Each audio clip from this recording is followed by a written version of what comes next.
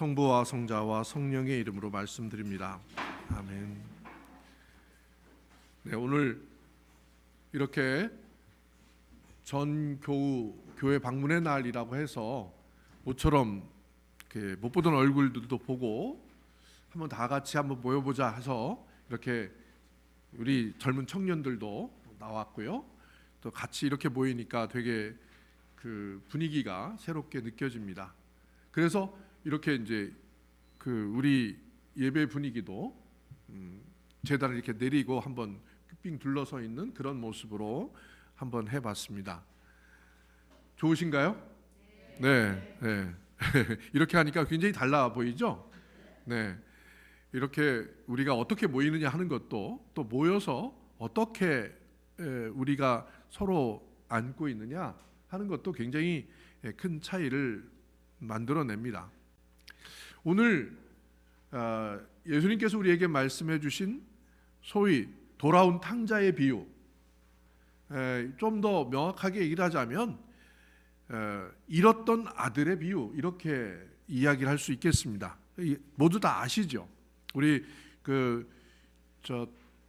성경 말씀을 그림으로 그린 렘브란트의 그림을 주보 앞에 해놨는데, 이 이야기는 아마 아주 어렸을 때부터 많이 알고 있어서, 또 그리고 수많은 예술가들과 또 수많은 작가들, 그리고 많은 철학자들이 예수의 이 이야기를 가지고 자기의 그림의 세계, 창조적 세계를 표현해봤다든가 다 이 이야기를 다뤘습니다.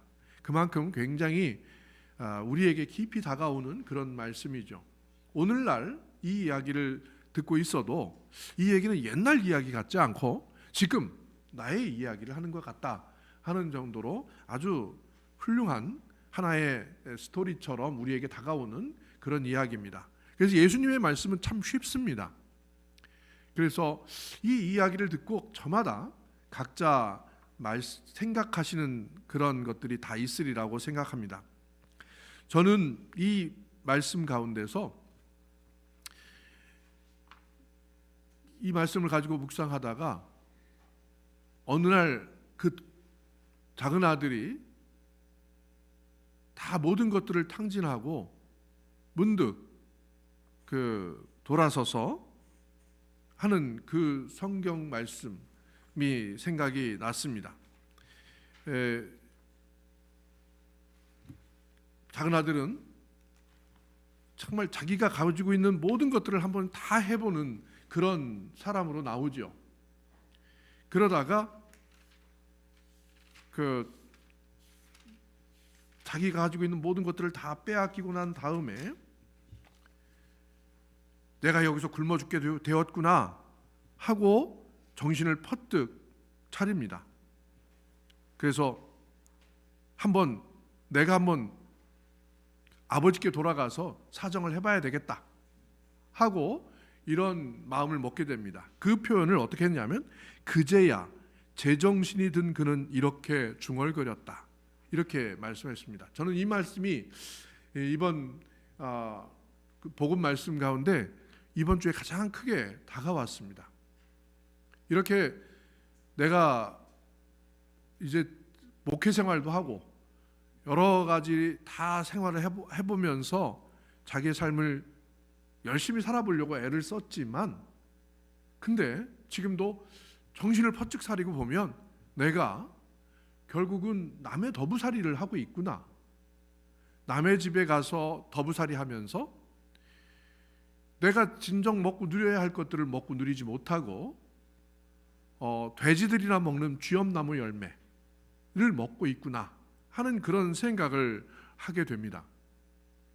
내가 살고 있는 것들이 헛되고 허무해서가 아니라 내가 열심히 살아오고 그것을 무언가 이룩할 수 있으리라고 생각한 이것이 좋은 것이라고 생각했지만, 근데 알고 보면 그것은 내 재산을 가지고 내 인생을 다 탕진해버리고 마는 그런 것에 불과하구나 하는 그런 생각을 하게 된다는 것입니다. 우리 모두가 다 사실은 이렇게 삶을 살다가 문득 돌아서서 정신을 차리고 보면 내 삶은 도대체 어디에 있는가 하는 그런 생각을 해볼 때가 있을 것입니다. 오늘 예수님이 말씀하시는 이 돌아온 아들의 비유에 가장 중요한 포인트는 아마도 우리에게 이런 내가 문득 나는 도대체 잘 살고 있는가 라고 하는 그런 생각을 해볼 때일 것 같습니다. 우리는 열심히 살고 있습니다. 돈을 벌기 위해서 또는 무언가 이룩하기 위해서 또 내가 지금 하고 있는 일을 좀 더 잘하기 위해서 무진 애를 쓰고 여러 가지 것들을 다 하고 있지만 나는 과연 내가 본래의 하느님으로부터 받은 내 인생을 내가 온전하게 잘 살고 있는 것인가 하는 생각을 한번 해보게 된다는 것입니다.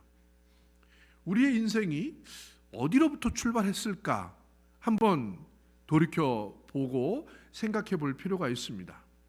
어찌어찌 하다 보니까 여기까지 왔는데 이것마저 잘 살아봐야지 하고 계속해서 마음을 먹고 열심히 하지만 어떻게 하다 안 되면 이번 생은 아닌가 봐 하고 끝을 내려고 그런 생각을 하게 될 때가 많이 있지 않습니까?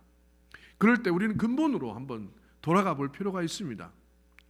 내 자신의 나의 원래의 인생은 어디로부터 왔는가? 부모님이 나를 낳아서 이렇게 길렀는데 왜 나는 좀 더 좋은 조건에서 그리고 나에게 잘해주는 부모님이 더 많을 더 다른 부모님 같은 경우는 좋은데 왜 나의 부모님은 이렇게밖에 안 했을까라는 생각도 한편 하면서 내 삶은 도대체 어디서부터 시작되었을까 하는 생각입니다.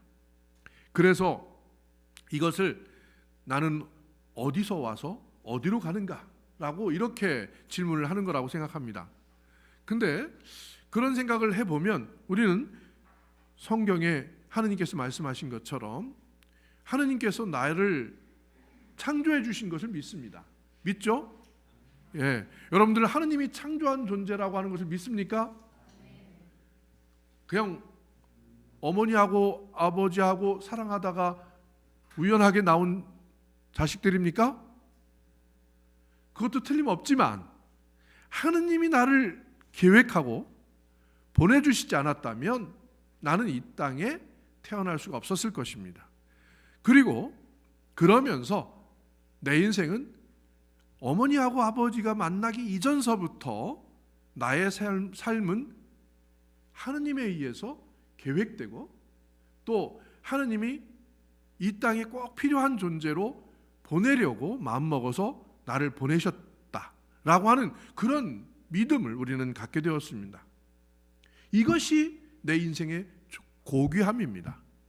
가장 내 인생이 고귀하고 존귀하다라고 하는 것은 나는 이 땅에 우연하게 태어났다는 것을 넘어서서 그 우연함이 아니라 나는 이 땅에 하느님께서 본래 계획을 가지고 하느님이 어떤 아름다움을 만들어내기 위해서 나를 창조하셨다는 것입니다. 그것이 성경의 이야기입니다. 성경에 하느님이 나를 만드셨다라고 하는 것은 바로 그것입니다. 최초의 아담 하나만 만드신 게 아니라 지금 나를 그렇게 만드셨다는 겁니다. 성서의 이야기들을 보면 하느님은 나를 태초에 창조하셨을 뿐만 아니라 지금 내 인생을 살아가는 과정 가운데에 그 내 애초의 계획대로 창조의 계획대로 나를 만들어내기 위해서 계속 빚어내고 계신다라고 이렇게 말씀하십니다. 빚어낸다는 것은 무엇입니까? 깎아내고 붙이고 모자란 부분은 붙이고 그리고 필요 없는 부분은 깎아내고 다듬고 다듬어서 가장 매끈하고 아름다운 모습을 만들어가는 것이 빚어나간다는 거잖아요. 그죠? 도자기를 빚어나간다 하는 것은 그 진흙덩어리에 필요 없는 부분들, 거친 부분들을 싹 깔끔하게 다 깎아내야 합니다. 우리는 어쩌면 내가 살아가는 과정 가운데에서 겪게 되는 어려움과 실패 또는 실망, 슬픔, 좌절 이런 것들은 아마 하느님께서 나를 어루만지시면서 그 깎아내는 과정이 아닐까 하는 생각을 해보게 됩니다. 여러분들 힘드십니까? 힘든 삶이 뭐 다 지나가셨으니까 우리 한 회장님은 아직도 그만큼 살려면 우리는 힘들어요. 힘들게 살아가야 됩니다. 근데 그 힘든 일들은 바로 이사야 예언서에서 그 말씀하시는 바에 의하면 하느님이 나를 지금 빚어 만드시고 계시는 중이다라는 겁니다. 하느님이 원하는 가장 좋은 모습으로 그렇게 빚어 만드시면 이제는 이렇게 완성이 돼서 힘든 일이 없죠. 그냥 그 좋은 수건으로 잘 닦아서 광을 내는 일만 남아 있겠죠. 근데 그때까지는, 그렇게 만들어지기까지는 나는 계속 깎아지고 다듬어지고 이러면서 하느님의 원래의 모습대로 창조가 되는 것입니다.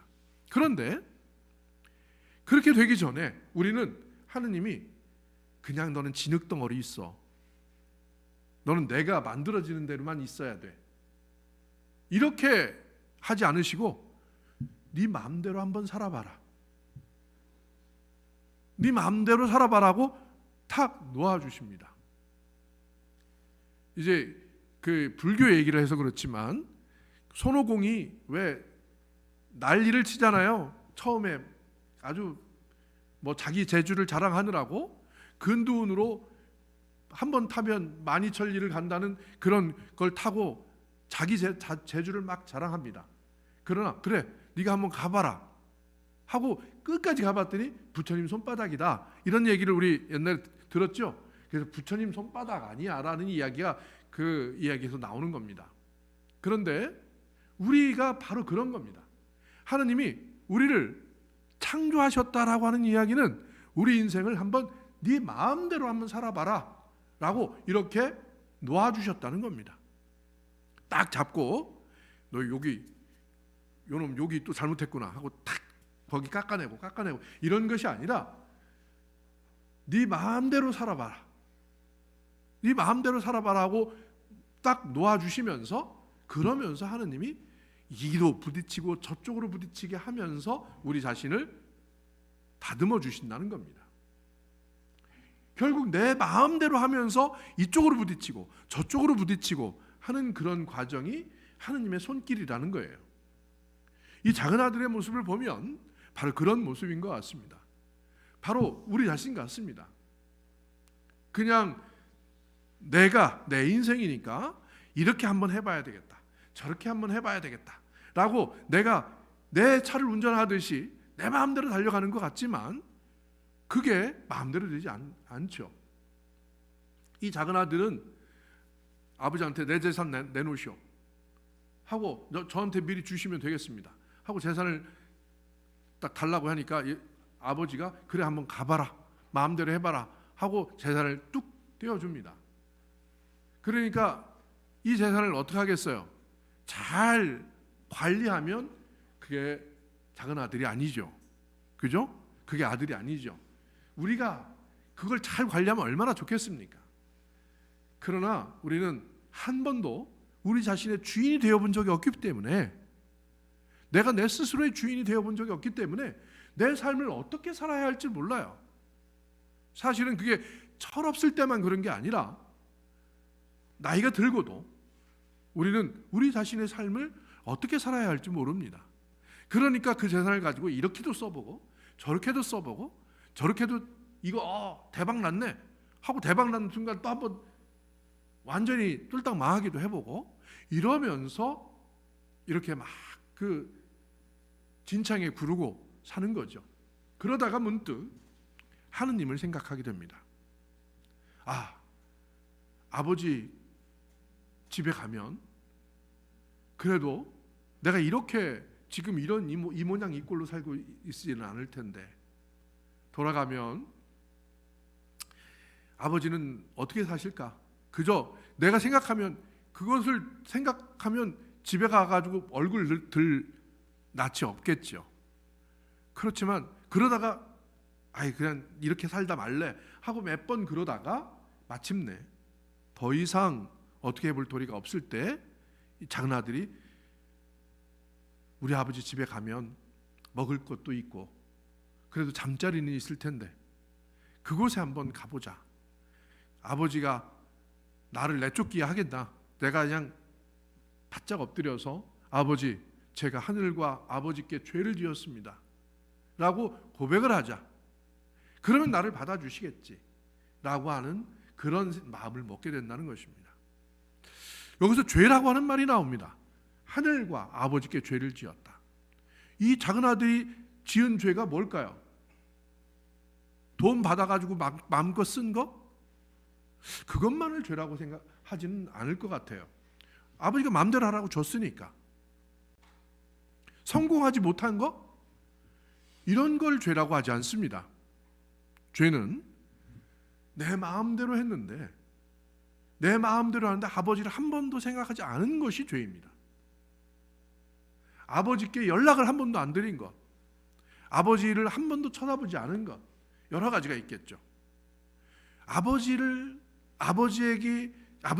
나를 날마다 우리를 이제나 저제나 기다리는 그 아버지를 나는 한 번도 쳐다보지 않은 것입니다.